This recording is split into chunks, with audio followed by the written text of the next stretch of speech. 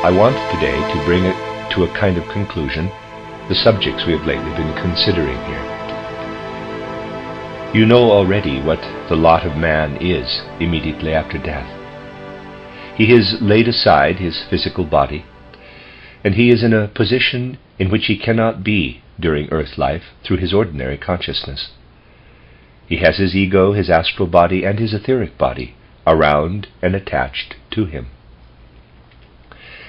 This etheric body is united with the physical body throughout the whole of the period between birth and death, and during sleep it is only the ego and astral body of man that are outside the etheric and the physical bodies.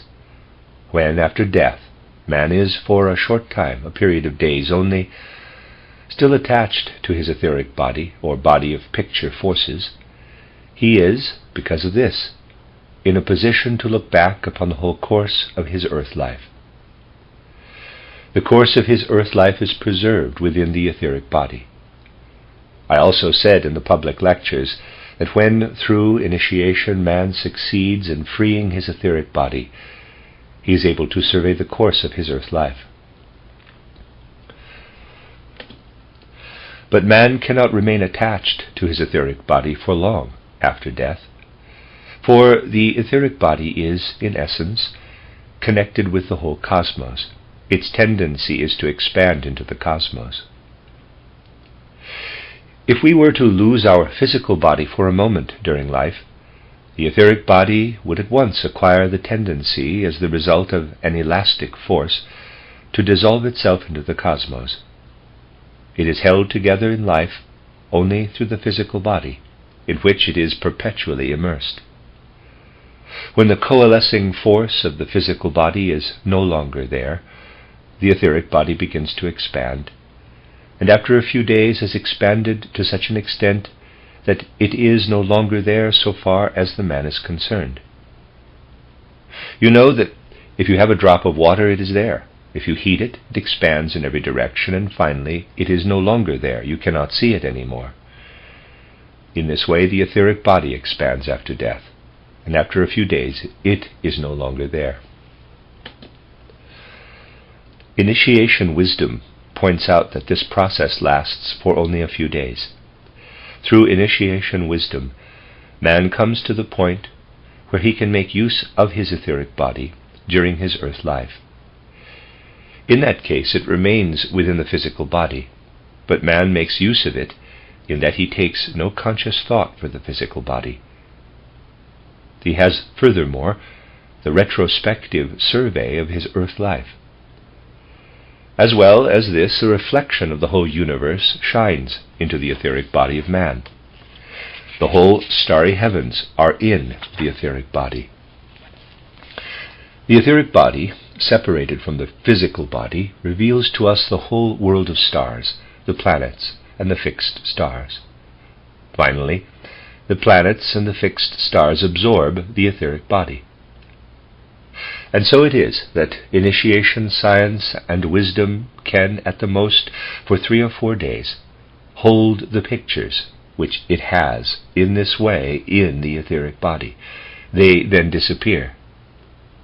And if one wants to maintain a connection with them, one has to return again to the physical body before their disappearance, in order that the etheric body may be held together. The etheric body disappears from man a few days after death. But through this, man becomes, to an ever greater extent, an inhabitant in the world of the stars. When, first, the etheric body has been laid aside, man feels himself a stranger within the world of the stars. That which, out of the world of the stars, appears as something already known, are really only the moon forces. The moon appears so that a man has it as a reflection of its physical form. But at the same time, man learns to know the spiritual forces that are connected with the moon. He learns to know that the cosmic Jehovah force is connected with the moon, as I described it last time.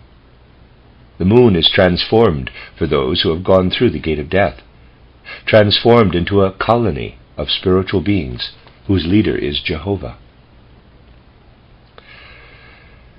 After death, man acquires knowledge of that of which initiation science is able to speak, because it has pictures of these things during earth life itself. Man learns to know the significance and meaning of death on the earth, and he knows it as a result of the moon forces, of the Jehovah forces. Let us consider death on the earth. The physical body of a man becomes lifeless. The spiritual soul and etheric elements that have penetrated the physical body have vanished from it.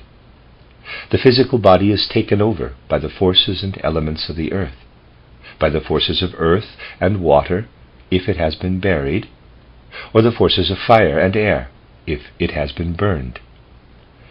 The physical body of man is thus taken over by the earth forces. It has been laid aside by the human being. What does this really mean?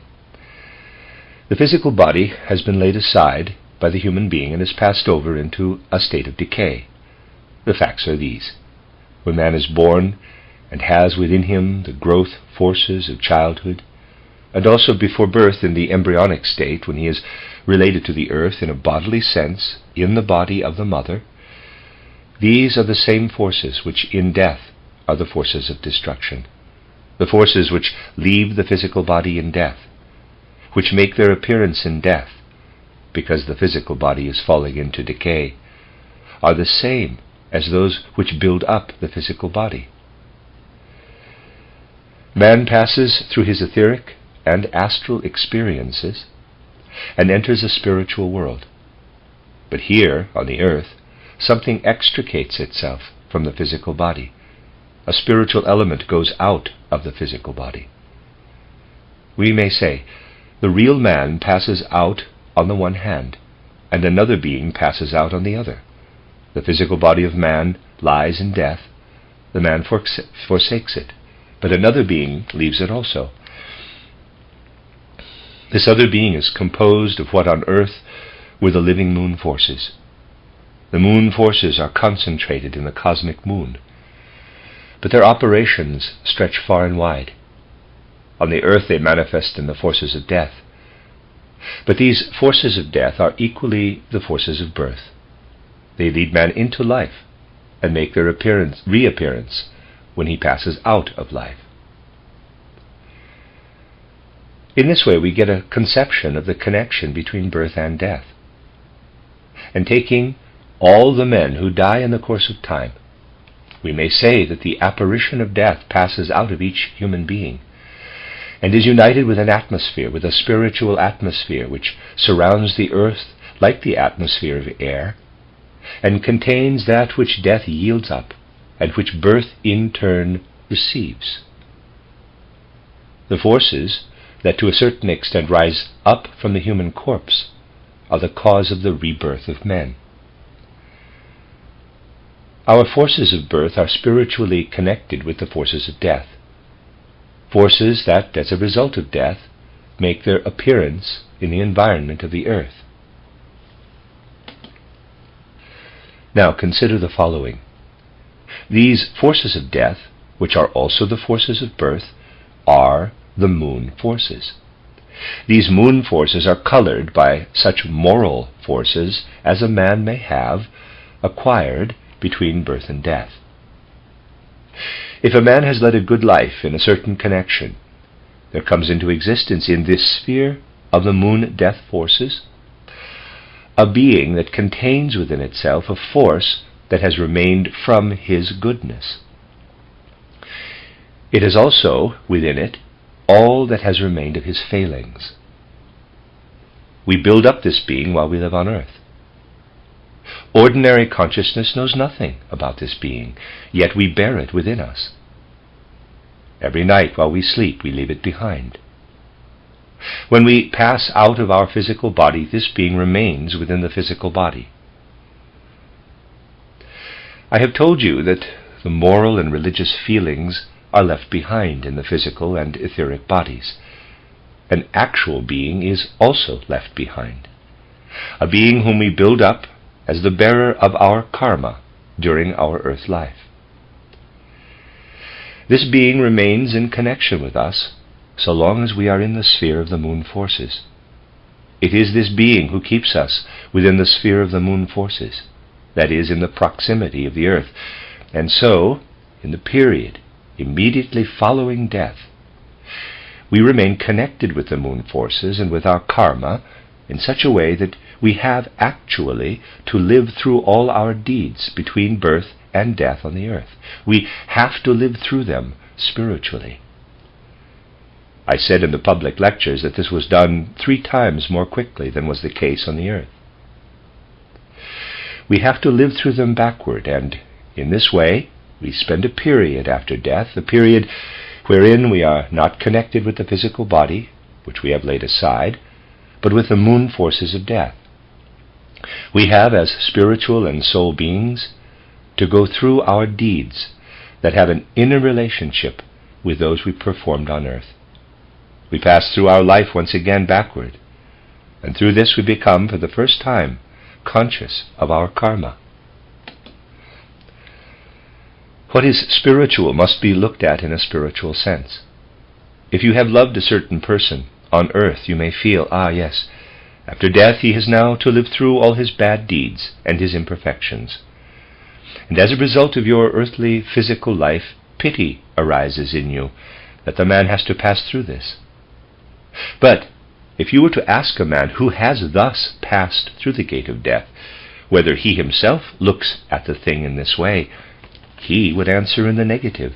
He would say, quote, "I would not wish to go through this post-mortem life otherwise than with the judgment and discernment that I now have as a spiritual and soul being.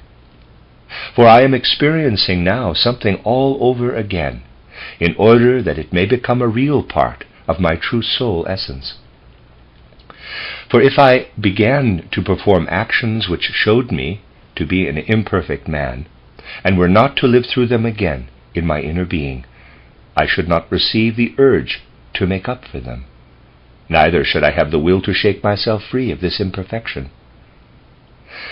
Because I live through the action again in a spiritual and soul sense, I acquire the impulse to overcome it by more perfect action." Close quote. The dead man would not on any account forego this re-experiencing, for it gives him the power to press forward to his full humanity. We must be quite clear that just as the earth viewed from a valley has a different appearance from when it is viewed from a mountain top, so life looked at from the physical world has a different aspect from when it is looked at from the other side. As a rule, men do not judge rightly of the connection of earth life with superphysical life, with life after death. Let us take another case. Suppose you are a good anthroposophist, enthusiastic about anthroposophy, and someone in your household with whom you are closely connected hates anthroposophy as his deadliest enemy. You may perhaps have the very deepest sorrow and imagine that you are giving great pain to this person because you are an anthroposophist and he simply hates anthroposophy. From the standpoint of earth life, that is possibly correct. But very often it appears, when looked at from the other side, that the person's karma prevents him from being able to come to anthroposophy because of hindrances in his nature that he has brought over from a previous life, and which make his head hate anthroposophy. His head cannot get near to anthroposophy. He becomes uneasy, enraged, simply when he hears the very mention of anthroposophy. His heart, however, is not necessarily opposed to anthroposophy. When such a person dies, it may well be that he has an intense longing for anthroposophy after death, so that you are often doing right to direct anthroposophical thoughts to a man after his death who here in life has hated anthroposophy, in order to lead him to it. However strange and paradoxical it may sound, many a member of a family who has simply raged when another member of the family has become an anthroposophist has become, after death, the most devoted adherent. I said to you on my previous visit here that on the other side of death, life is to be judged and looked at quite differently from what is the case here. And that must be taken absolutely seriously in this connection too. We can see through this how man becomes transformed.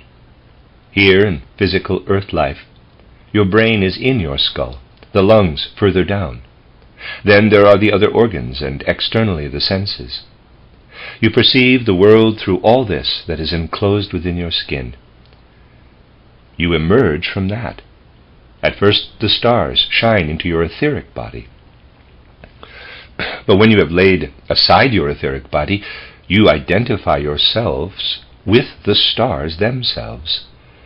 Before this you have a brain within you, but now the spiritual beings of Venus and Mercury, of the Sun, enter into you. As you now are lungs, heart, kidneys, etc., so you are then a being who can say, quote, "In my inner being are the moon, Mercury, Sun," and so on. In your inner being you are one with the universe. Do you imagine for a moment that the universe gives you the same understanding as your brain? The world looks very different then. If we look from the sun to the earth, the world has an aspect different from that which it has when we look back from the earth to the sun. So long as man remains in connection with the moon, Mercury, Venus, he goes through this backward experience. During this period, the connection with the outer stars, with Jupiter, Mars, and Saturn, is slight, and the connection with the fixed stars is very slight indeed. After a man has gone through his life and his actions, has passed through them backward to his birth, it comes to pass that he then judges these actions from the standpoint of the stars. His judgment is not retrospective, but forward. He says to himself, quote, "I must do such and such a thing in order to make up for such and such an action." Close quote. This goes on for the first 20 to 30 years of man's life after death. It lasts a period that is a third of the length of his lifetime. With children, this period is very short. It hardly comes into consideration at all in very young children, as you will realize from what I have said. It is an actual fact that man lives through this life again backward in this way because he has a spiritual and soul connection with his earth life. And when man gets back to his birth, he has then lived through everything. A memory of it all remains with him. It is then as if another body were laid aside. It is said that the astral body is laid aside. But what happens in reality is that the living action or activity in which man has been changes into a thought picture. A thought picture, although it is a different consciousness, a star consciousness that is thinking now, whereas an earth consciousness had been thinking previously. Then man sets out on his further path in the spiritual world. He lives with the beings whose physical reflections are sun, moon, and stars. He has to live with the spirits of the stars. He carries with him the memory of the karmic essence which he had previously laid aside with his astral body. Quote, "To lay aside," close quote, however, means nothing else than this, that within which man was formerly active is now a memory, which he has as cosmic man. He enters into a purely spiritual world, bearing with him the memory of what his earth life bequeathed to him. So long as man is passing through this backward experience of his past earth life, he is really within the sphere of the planets. During the period of his progress through the forces of moon, Venus, Mercury, Sun, Mars, Jupiter, to the Saturn forces, that is to say, so long as he is between the spheres of the moon and of Saturn, he feels the planetary cosmos to be within him. And in this period he is passing through his backward experience of his past earth life. I told you a short time ago how the moon and Saturn forces work against each other. The moon contains those forces that bring men back again to the earth and tend to hold him to the earth. Saturn tends to lead him out into the world of the stars, but in such a way that when, between death and a new birth, man enters into this starry world, he does not see the physical reflections of the stars, but lives with the beings that belong to the different stars. Passing the sphere of Saturn after death, we are ripe for experience of the purely spiritual world. In my book, Theosophy, I have spoken of this change as the passage from the soul world to the spiritual world. Man cannot, through his own powers, make this transition, because memory connects him with his past earth life, as I have said. He needs a helper to pass into the spiritual world. I have spoken of this helper already. In the time before the mystery of Golgotha, the initiates of the mysteries were able to say to their pupils, quote, "When you have sent up your powers of sacrifice in the right way into the spiritual world, it is given to you to find the sublime Sun Spirit, who accompanies you from the time when you leave the Sun sphere, but who accompanies you in his spiritual being in the other direction, inasmuch as the sun shines spiritually into the universe, as it shines down physically onto the earth. This sublime Sun Spirit will accompany you, will bring you to the Saturn sphere, and then farther out into the spheres of the stars. The spiritual sun will shine for you, so that you may be able to make the transit out of the soul world into the spiritual world."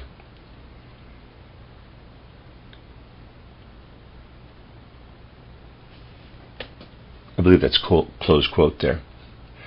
Through the mystery of Golgotha, it came about that this sun being descended to the earth, took on a body in the man Jesus of Nazareth, and man, by directing his heart and feeling to the Christ and the mystery of Golgotha, receives here on earth the power which enables him to pass out from the Sun and Saturn spheres into the spiritual world, that is to say, to enter into the world of the stars. Then there comes the further state which man passes through between death and a new birth. Let me say the following in order to describe this condition through which, since the mystery of Golgotha, a man passes by means of the power of the Christ, which he has taken up into himself.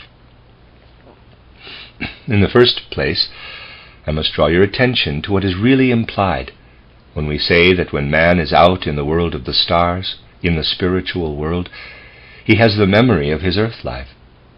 This will become clear to you in the following way. When man passes out of the Saturn sphere, he enters into what ancient world conceptions have called the zodiac.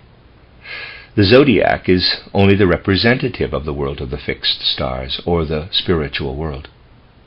But when man includes within himself the single stars which make up the zodiac, he finds the way through which he has to pass.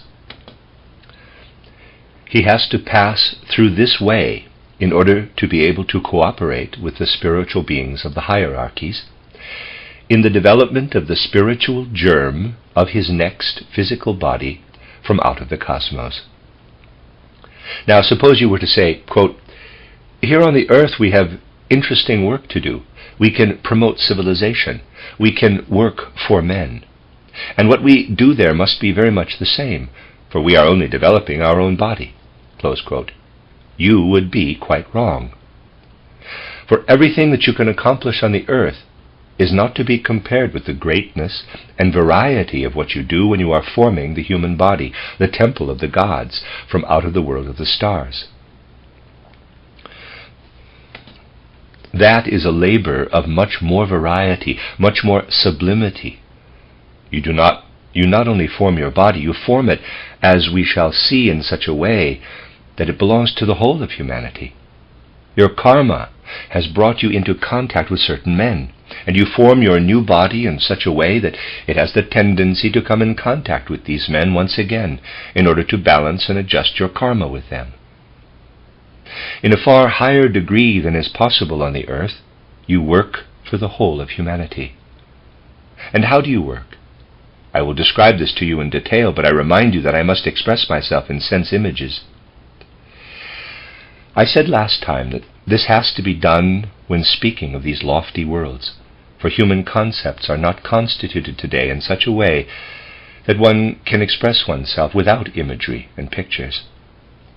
Man is actually to develop the spiritual germ of his whole physical body, It is built up in detail from the universe. For example, when you are experiencing life with those spiritual beings whose physical reflection is the constellation of Aries, you are working together with the hierarchy of Aries at your head. At your head, which is to be an actual cosmos, which then draws together in the physical body.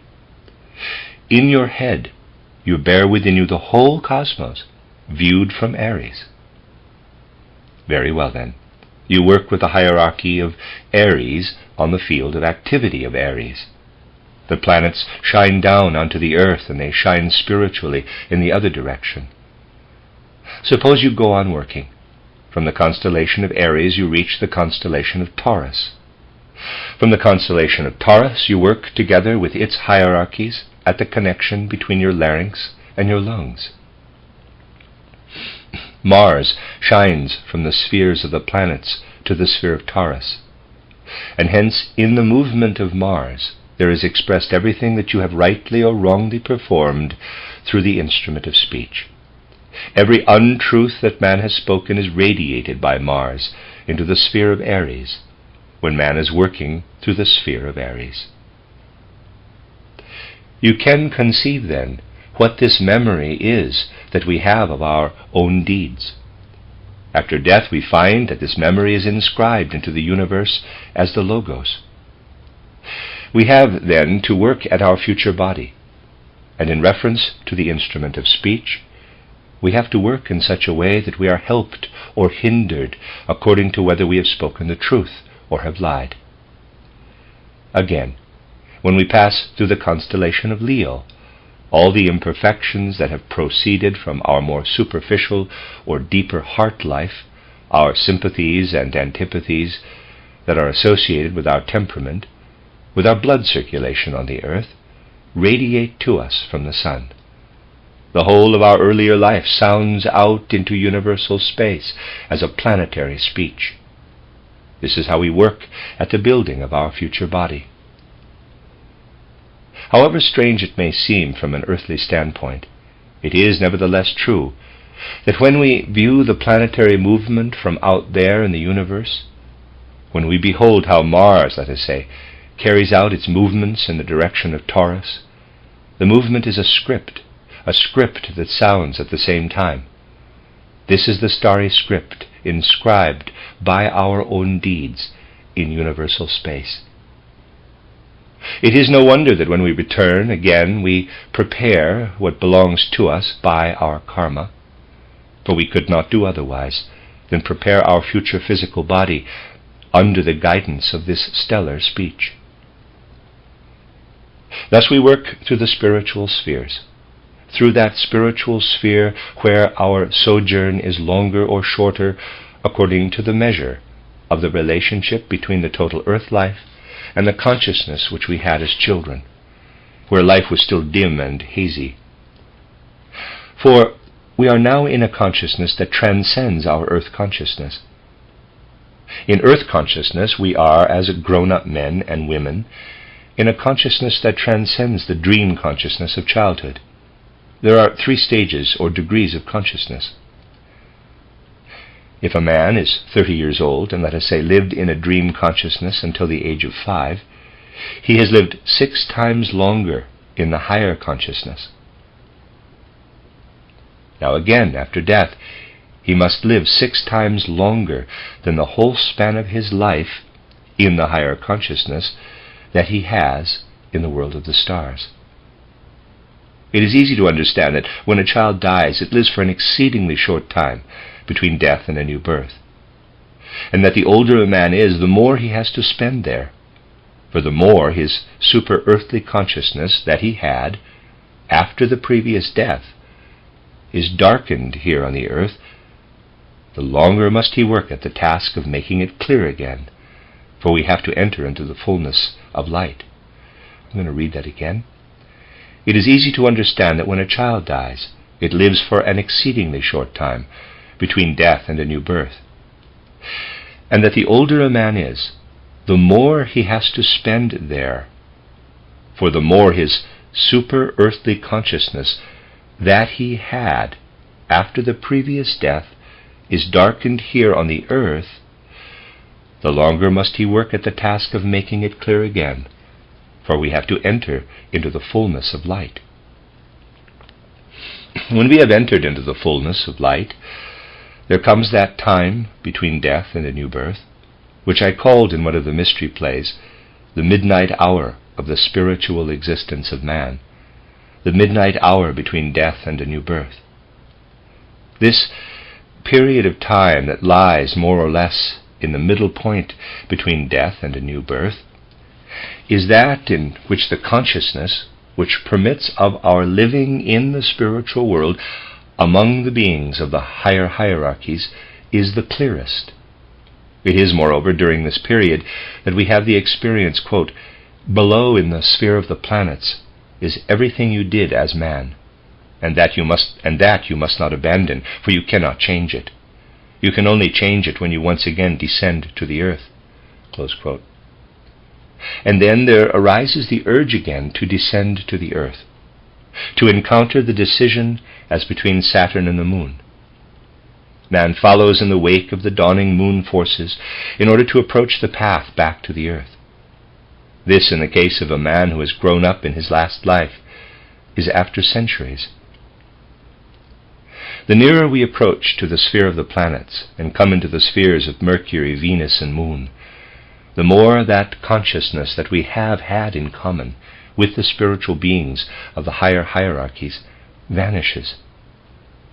That is to say, we have a consciousness that now only contains the manifestations of these spiritual beings.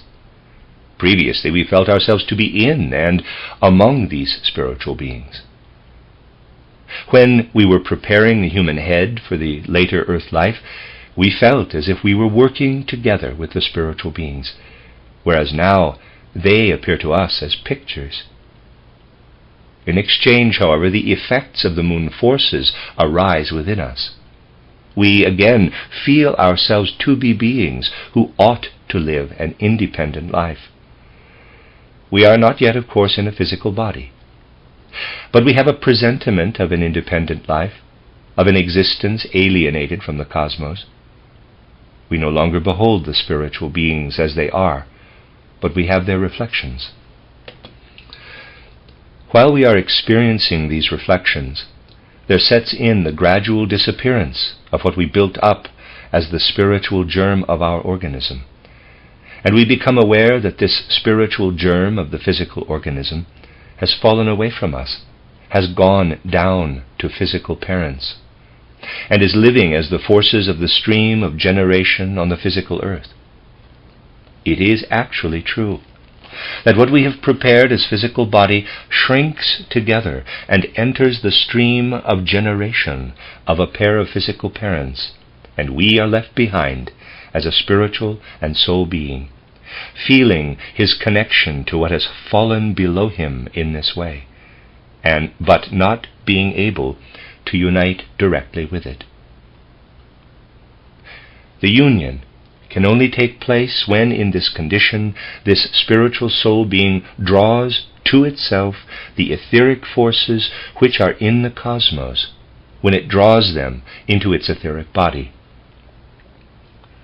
After the germ of our physical body has fallen away from us and is preparing our physical body in the body of the mother, we gather the forces for building our etheric body. Then we unite with this etheric body, but after the human germ has already existed for a time in the body of the mother. This is the process of the return to earth existence.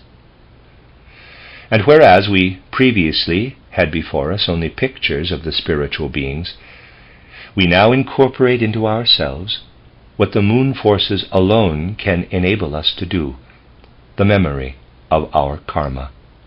We incorporate this karmic being into ourselves in the form of actual forces. We take it up as well into the etheric body, incorporate it also into that. Hence we appear on the earth in such a way that we fulfill our destiny, our karma. While we are passing through the sphere of the moon forces, there arises within us the longing to work out our karma on the earth. This is the cycle passed through by man from death to birth. He ascends until he experiences an independent consciousness in the spiritual sphere, and then this grows dim once again, for he has the spiritual world only in pictures. While he has it only in pictures, will enters into him in regard to his karma, and he returns to the earth in order to work further in a physical body, until he is able, as the result of a series of earth lives, to reach the stage of another metamorphosis of existence.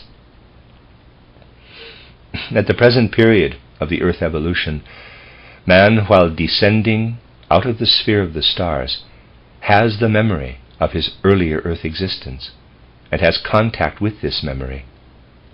He prepares his physical body in the sphere of the stars, and descending unites himself to this physical body of his. But we are standing in a very significant period of the earth existence.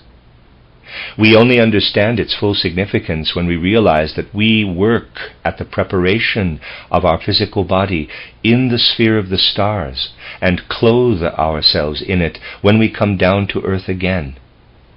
But in our age at this point, something very essential is coming upon us, something of which I shall now speak. I have often said that in the last third of the 19th century, certain changes originating in the spiritual world have entered into the whole course of man's earth life. It is an actual fact that the doors of knowledge to the spiritual world are now, in a certain sense, open, and that when man makes the necessary efforts in his own being, he can penetrate into the spiritual world with knowledge. For many centuries, during which material knowledge was developing, this was not possible. The change in the spiritual world has come about because in the place of beings who were formerly the leaders, another being has come, a being who, because of the similarity of his qualities with those of the being called by tradition Michael, can also be called by the name of Michael. We can say then that the Michael being has taken over the spiritual guidance or leadership of mankind. The effect of Michael's influence in the soul and spiritual life of humanity on the earth is that in increasing measure man comes to realize that he is not only connected with the kingdom of the earth through his physical body, but that through his soul and spiritual nature he stands in a perpetual connection with the spiritual world. The growing into spiritual knowledge, then, is that which on the one side is connected with the sovereignty of Michael. The other side is that which comes to pass as the result of a real and genuine penetration of the human soul and heart with spiritual science. That means to say that as the light of this spiritual science is spread abroad, it will not remain a mere theory, but will stream into human feeling and exist as an ever-growing human love. What has been stored up in the last centuries is, so far as man is concerned, only a head knowledge that does not stream out into the whole being of man. It is really like a soul tumor, something that gradually hardens because the forces from the rest of the organism do not flow into it as they should. If in the head we become cleverer, and the necessary feeling does not permeate this cleverness from the rest of the organism, then we become beings who really have something like a soul and spiritual cancer, a soul and spiritual cancerous tumor. The head cannot thrive spiritually if the rest of man does not stand in the world as a being of love, with his love permeated with will. What it is the wish of the Michael sovereignty to impart to humanity will be understood by men only when they themselves advance to meet it as a result of their own qualities. Man can only contact his Michael sovereignty when he is spiritually enlightened and is filled with the universal love of mankind, which proceeds from spiritual enlightenment. Then men will acquire a deeper and deeper understanding of what this Michael sovereignty means. The Old Testament peoples spoke of a Michael sovereignty as well, meaning that at that time Michael was the servant of Jehovah. That is to say, Michael then worked in the Jehovah forces. He was the servant of Jehovah. He fought against the Ahrimanic powers of which I spoke last time. In our age, Michael is destined more and more to become the servant of Christ, so that the saying, "the Michael sovereignty enters into human history," means at the same time, the sovereignty of Christ must spread over the earth. Michael is the bearer of the light of spiritual knowledge. And then Christ comes as the bearer of the summons to universal human love. But as a result of this, something is changed, not only on the earth, but a great deal is changed in that life through which man passes between death and a new birth.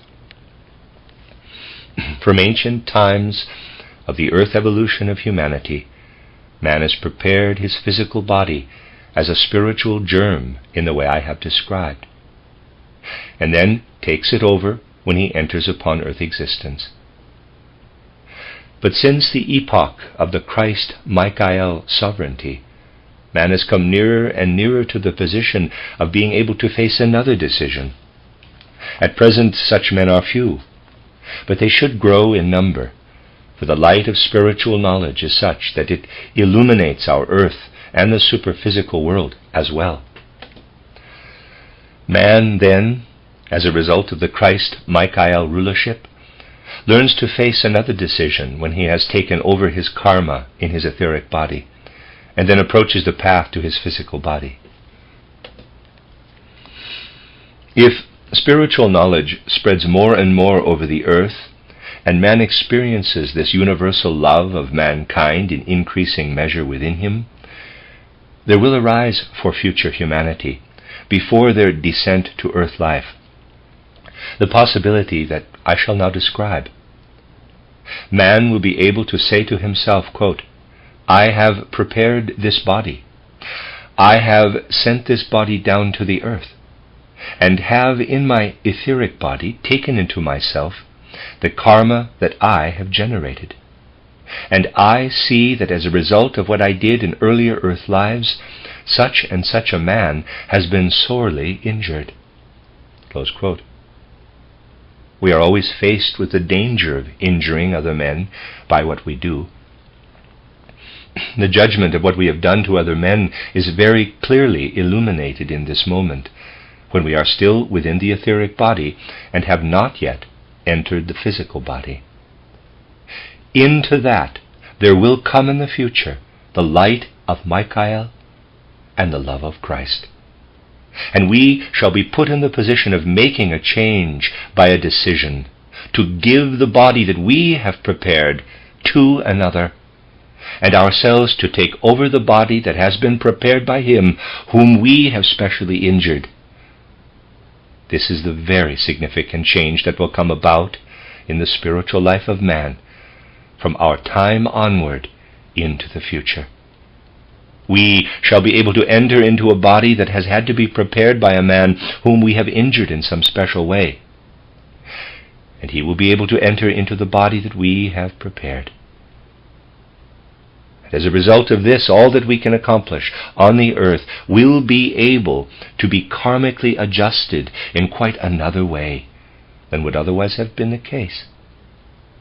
We shall be able as men to exchange our physical body. The earth could never attain her goal if the possibility of such a thing were not to come about. If this possibility were not to exist, humanity on the earth would never come to be a complete whole, and that must be. There must come for the earth evolution as a preparation for future planetary conditions of the earth, a time wherein it is quite impossible that the single being on the earth shall benefit by anything at the cost of the others. Just as the single leaf or the single petal feels itself to be a part of the whole plant and experiences pain and joy together with the whole plant, so figuratively speaking, a future must come to the earth in which the individual can have no happiness at the cost of the whole, a future in which the individual feels himself a part, a member of the whole. The spiritual equivalent for this consists in our learning to prepare our physical body for others. As men, then, we are leaving behind us an age wherein each individual has his physical bodies in a kind of series or sequence. We are entering upon an age brought about by the Michael sovereignty, in which, while we are working at the spiritual germs of our human body, we can prepare a body for others. And in the course of the earth incarnation, this will work itself out in such a way that as a result of this mutual work in the spiritual world, we shall prepare a still more distant future, wherein men on the earth will be able to enter with their souls into those which they have injured or to which they have done harm, and take over the other soul into the body prepared by them. This may sound paradoxical, but it is nevertheless true. This will come about when the earth itself has passed over into another state. But the facts I have told you today, that come about as a result of the Michael sovereignty in the spiritual world, constitute the preparation for it. This will give you some indication of the nature of real magic. If here on the earth you allow the illumination of spiritual science to work upon you, you further the Michael sovereignty. You further and promote those forces which bring it about that men are able to live for each other in the grave, that they are able to face the decision as to the physical body which they will take over. Man will, in choosing his physical body, take into consideration what is best for humanity as a whole. By preparing this through human wisdom and human love, you are fulfilling something that is a reality in the spiritual world. That, my dear friends, is real magic. It is what was called in olden days true white magic, and humanity must enter into it. I wanted to direct your attention to the significance of the age which is imminent in the evolutionary course of humanity at this present moment. We ought not to be afraid and timid when it is a question of revealing facts about the spiritual world, for the future of humanity depends upon man's learning to live with the spiritual world just as here on earth he lives with the physical world. We can only help forward the future of humanity by becoming at home in the spiritual world as ancient humanity was at home in it, by rightly understanding the words of Christ, quote, "My kingdom is not of this world," close quote. Let us understand these words in their true meaning. Christ has descended to the earth.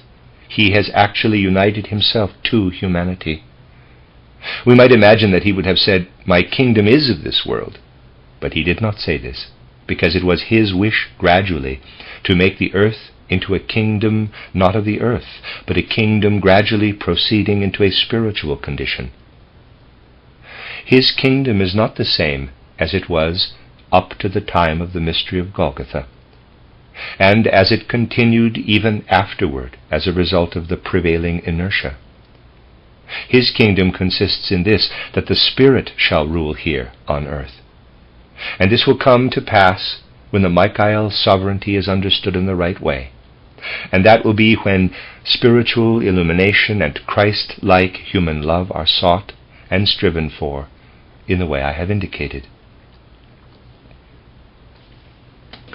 And now, my dear friends, as I am going away, I should like to say one or two things to you which I hope you will take as a message for your particular branch of our society. I have spoken to you here 3 times, and I thank all my friends here for making this possible. I thank them with all my heart. But I also feel it my duty to draw your attention to the fact that there ought to be no misunderstanding about the anthroposophical movement. Our anthroposophical movement must not be a movement of mystical, hazy, nebulous theories sought out by man in order that he may become aloof from life. It must be a movement by means of which man brings the spiritual in a practical way into all spheres of life. It is, of course, a matter for great satisfaction that the educational movement has come into being here, and it is one of the streams which can carry anthroposophy into the world. Contact with the rest of the world can be gained by many such activities. But we must not forget one thing, that in all these movements which arise from out of the anthroposophical movement, we can attain nothing at all if we do not carry on energetically and vitally the impulse of anthroposophy per se. Our efforts must be directed to the impulse of anthroposophy, which aims to carry to the world anthroposophical teachings and forces so that the understanding of what is anthroposophical may be more and more widespread. And I have the impression that here we have good ground for the spread of anthroposophy per se, for the acceptance of anthroposophical thought. Let us suppose that through a miracle we were to succeed in founding a number of schools. What would be necessary for these schools? Anthroposophical teachings. Everything must be based on the foundation of anthroposophy. Before we can think of successful schools, we need active anthroposophists. There is good ground here for the spread of the anthroposophical impulse itself. That must be regarded as the principal thing. The thing of greatest importance is what brings spiritual life to the hearts of men. Again, we may think that eurythmy is making headway if it can be introduced into schools. I do not mean to say anything derogatory, but perhaps there may be this standpoint. Quote, "Oh, yes, in schools there isn't so much fuss about it, and it won't be so conspicuous. If eurythmy gets known imperceptibly through the schools, that will be good." Close quote. But it is better for us to give eurythmy out to all the world quite openly, for eurythmy comes directly out of anthroposophy. You will find good ground in this country for eurythmy if you will have initiative and carry to the world, as anthroposophy, the artistic elements in it, as well as what is of the nature of education. For this, it will, I think, be necessary for our friends here to cooperate still more consciously than before and carry anthroposophy to the world in a still more energetic way. Let me remind you, my dear friends, of something that I said first in Dornach, namely that the English-speaking peoples of the earth have, as a result of the role which has fallen to them since the terrible war, a very great responsibility, the responsibility of taking on themselves the primary task of spreading spiritual life. And this can actually be done through the understanding, the living understanding of the anthroposophical impulse. The society here today may be small, but let us have faith in magic, in true magic. The society could well grow to be large, just because there is in this country a great longing for spiritual life. Behind all the terrible decadence that is apparent, and which you will not deny, there is nonetheless the longing, quite unconscious in many people perhaps, for spiritual life. And if there is great enthusiasm and real life within the anthroposophical impulse, anthroposophy as such could well make much progress in this country. I have the impression, and I hope there will be no misunderstanding here, that there is a feeling that it is my wish that anthroposophy shall be somewhat left in the background and the other movements emphasized. But the other movements will spread only if a stronger impulse exists in anthroposophy. For this it is necessary that there shall be a still more vital cooperation among those friends who have so very kindly arranged our visit here. I wanted to say this to prevent any kind of misunderstanding. And now to turn to something that is really disagreeable, but which I feel it my duty to say. Without making any specific allusions, I just want to remind you of one thing. Friends, full of a spirit of sacrifice, have undertaken to create in Dornach a center for an anthroposophical movement. But as a result of it, I have had to take a great deal of responsibility on my shoulders, a responsibility associated with much anxiety. Dornach is there, and it is a very good thing, of course, that it is so, for the anthroposophical movement must have a center. But because it is there, we are faced with the possibility of not being able to go on with it. We are faced with the possibility of having to close Dornach because we have no money. You must forgive me for having to speak of matters so menaced by Ahriman, but they are a reality.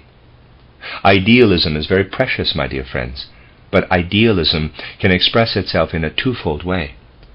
Idealism may say, quote, "My face is turned to the ideal, and money is such a shabby, disgraceful thing that when I think of ideals, I really cannot think of my purse too. That will not do at all. I simply won't think about money," close quote. That is one side of the question. The other side of the matter is that just because one thinks of the highest ideals, one gets over this feeling, takes the disgraceful purse, and guarantees a basis for the ideal on the earth, because it is necessary. The point in this connection is always, my dear friends, one's purpose. However paradoxical it may sound, one can strengthen Ahriman or fight him with money. The point is the purpose and intention that one has. The only thing to do is to ask ourselves if it is a good or a bad thing to help Dornach. My opinion is that it is a good thing, but it is really a heavy care to me. I have always to remind our friends at such opportunities, I really do not like doing it at all, and I do it most unwillingly, that in the next few weeks we shall be faced with the possibility of having to close Dornach. In such an eventuality, the center of the anthroposophical movement would go, for Dornach has been there. You must all understand what it would mean for the anthroposophical movement if we had to close Dornach. It has been my duty to call attention to this, and I hope that if I have been understood aright, it may be possible for this anxiety to be lifted from me. It faces me very vividly and very fatally, this anxiety about Dornach in the immediate future. Forgive me for mentioning this in conclusion, but the sincere gratitude that I want to express to you for all that has happened to make these meetings possible is really no less. I would also like to say here that even if for a time we cannot be together, we can, if we hold on more firmly and gain more knowledge of spiritual things, be together in soul and spirit, even if we are separated in space. It is in this feeling and thought that I close the meetings which have taken place through your labors, and I hope that there may be others in the future. Let me just say that if anybody is in a position to let his heart be touched, I hope he will in future approach me personally. I have taken the responsibility on my own shoulders, and so I would ask you to come to me personally instead of going to anyone else, so that I may see how things are progressing and may also assume the full responsibility.